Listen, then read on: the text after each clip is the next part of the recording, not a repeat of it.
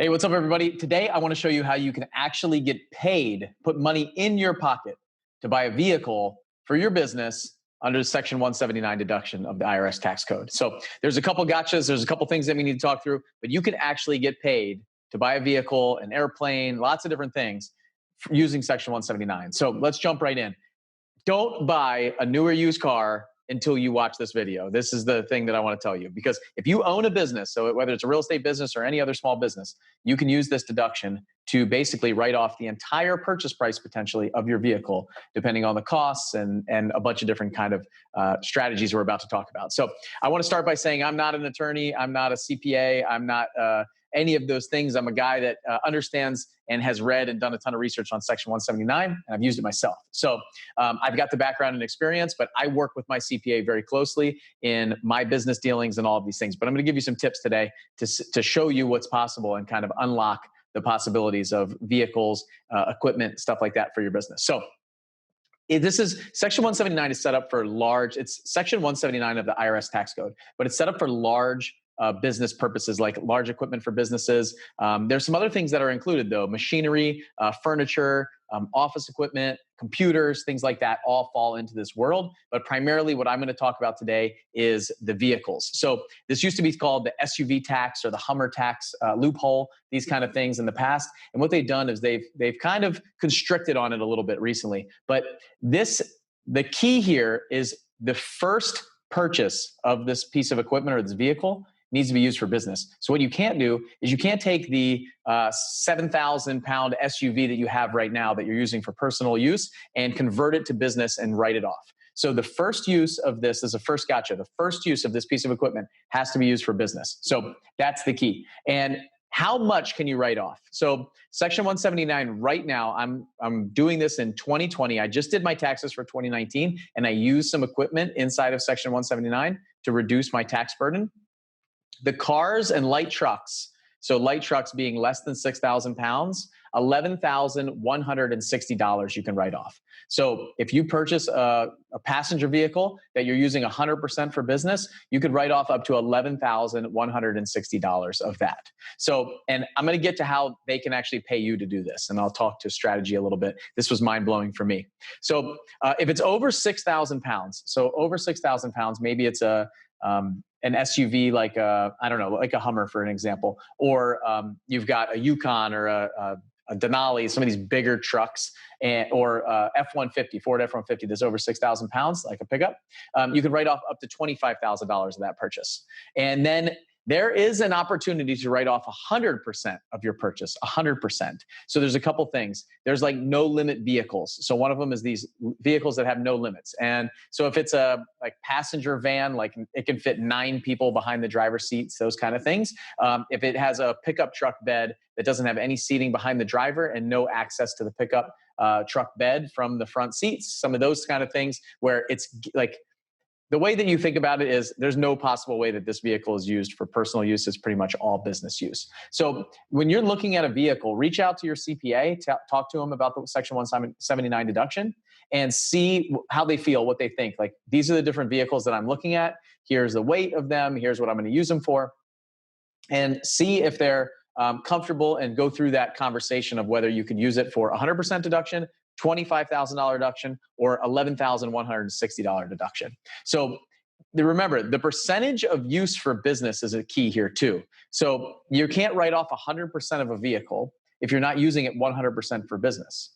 So you're going to have some sort of other vehicle, some other way where you can show that you're not using it at all for personal use. The other thing is keeping a log, making sure that you're documenting the fact that you are using this for business. So it's business use, it's very obvious, and you can write off potentially up to 100% of this vehicle. So these are some of the things that that you can do. The other thing is an airplane. So I bought an airplane about a year and a half ago, and I use it 100% for business. I use it to fly down to Pensacola to fly for the Navy. I use it to fly to business meetings, to mastermind meetings, to my seven-figure flipping events, all of those things. That's what I use my airplane for. We're not just kind of flying around and having fun. There are some times where I am flying around locally, but I'm using it for my proficiency to make sure that the airplane gets operated. Otherwise, if it doesn't get operated and it just sits there, then I'm going to have problems with with maintenance of the airplane. So I use that airplane. I can write it off on Section 179 and to 100% depreciation on the airplane. And that includes some of the equipment and upgrades that I do on the plane and things like that. So there's a lot of stuff that falls into that. So how do you get paid to do this? And this was the big gotcha for me. So I thought you had to pay cash for these items. I thought this was something you had to pay cash for. Well, let's just run a scenario here. You're going to buy an SUV for your business that weighs over 6,000 pounds. So you're going to buy an SUV for the business, and it's going to be, transporting equipment and things like that you're buying. Maybe you work in construction and you need to transport a bunch of stuff. You need to lay the seats down. You need to move things around. You're driving people around all the time, and you're going to write this off for business. And let's just say the other cool thing is it does not have to be new. So it just has to be new to you. So it could be a used vehicle. So let's take a used Chevy Tahoe that weighs 7,000 pounds as an example. I don't know how much they weigh, but let's just say that does. And so you have up to a $25,000 deduction that you're looking at on taxes. Well, let's say you buy this vehicle for $25,000. So you find a used Tahoe that weighs over 6,000 pounds, and you're buying it for $25,000. So you can write off 100% all of this piece of equipment. But what you do is you get 100% financing on the vehicle. So maybe you get one of these great loans that are 0.9%, 100% financing on this car or this truck, and you can write off all $25,000 on year one. So let's just, for ease of math, say I'm falling in the 25% tax bracket, right? So you bought it for $25,000. That is $6,250 that's getting written off on the taxes. You're writing off all $25,000. But the deduction that you get on the taxes is $6,250 because you're in the 25% tax bracket. So 25% of the deduction gets back in your pocket. So you buy it, no money down, you pay the taxes, maybe it's $500 in taxes, and you're putting over $6,000 in your pocket. And your payment is, I don't know what the payment is on that, but it's definitely less than that. It'd probably take 3 years for them to get their money back, right? For you to give that $6,000 back based on the payment. So this is a great way for you to write off to get paid to buy a vehicle that you use for business. And a used vehicle like that, it's not going to depreciate very fast. It's probably already depreciated. Maybe it has 60, 70,000 miles on it. And you have the opportunity then to maintain the value pretty close. So the same thing can happen with new vehicles. You can finance a new vehicle. If you can get 100% depreciation on your car or truck through the Section 179 deduction, you could write off the whole thing and finance it and actually get paid to buy the vehicle. Same thing for the airplane. I could finance the airplane 100%, 80%, whatever it is, and actually take a huge deduction. Like a $200,000 airplane, I could probably take $80,000 deduction on my taxes. Like take the $200,000, 100% deduction, and get $80,000 back in my pocket and finance it close to 100%. So lots of really cool things and ways to do it. Here's a couple gotchas. Number one, we mentioned this already, business use only. So no deduction for personal use. So if you use it 80% for business and 20% for personal use, then you can deduct 80% of what the IRS says in Section 179. So if it was 100% deduction is available, use it 80% for business, you can deduct 80% of that. So let's use the airplane for an example. If somebody used it 75% for business and 25% for personal use and family vacations and things like that, then they can keep a log of that and then write off 75% of that purchase. Number two, there's capital gains tax when you sell this thing. So your basis of this vehicle is based on what your deduction is. So let's say you wrote off 100% of that airplane. Well, your basis is zero. So when you go to sell that, you pay capital gains tax on all the money that you sold it for. So if I bought it for 200, I wrote off all 100% of it. Then when I go sell it for 150, for example, I'm going to pay capital gains tax on all that $150,000 that I resold it for. There's also depreciation recapture. Way more complicated than what needs to happen right here. But if you converted that personal airplane from 100% deduction on year one because it was all business, and then next year you converted it to 50% business, 50% personal, you're paying that capital gains recapture of that 50% that you wrote off on year one. So, and the tax brackets and all those things come into play there. See your CPA for sure. The fourth one is you can't use Section 179 to create a loss in your business. Now, if you're real estate professional, it's possible that you can carry across these losses, something to talk about with your CPA. The last thing that I want to leave you with here is if you don't need it, don't buy it. So don't watch this video and say, oh, I'm going to go get a brand new Ford Raptor because of this, and I'm going to write it off of my taxes. Just remember, just because you're depreciating 100% of something does not mean that all that money goes back in your pocket. It's just the percentage of the tax bracket that you're in. So if you buy a $100,000 vehicle, you can write off 100% of it. You don't get all $100,000 back in your pocket. If you're in the 25% tax bracket, $25,000 comes back to you.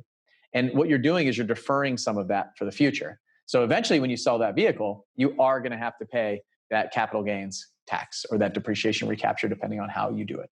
So if you don't need it, don't buy it. And the big thing for financing for me, don't finance something that you can't afford. So finance it because you want to put money in your pocket. I'd rather defer that and I can make those payments along the way, no problem.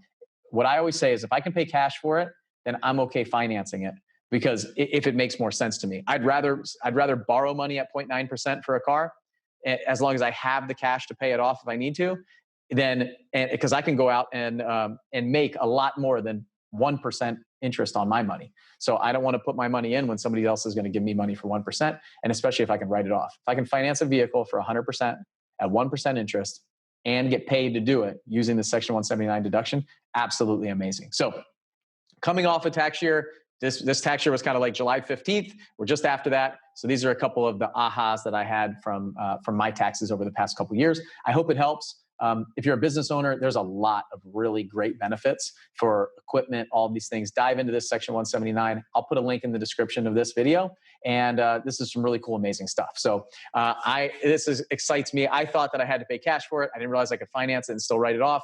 I didn't realize that all of the different things that you can do inside Section 179. So I hope this is valuable to you. If it is, subscribe to our channel.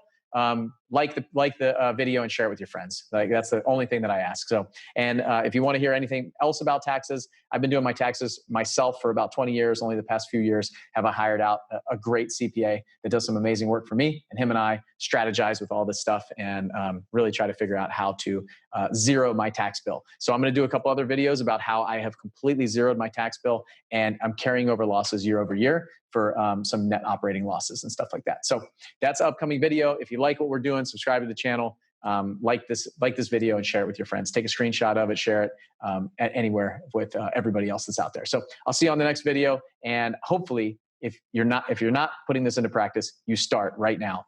Do not buy a vehicle without watching this video or sharing it with a friend. See ya.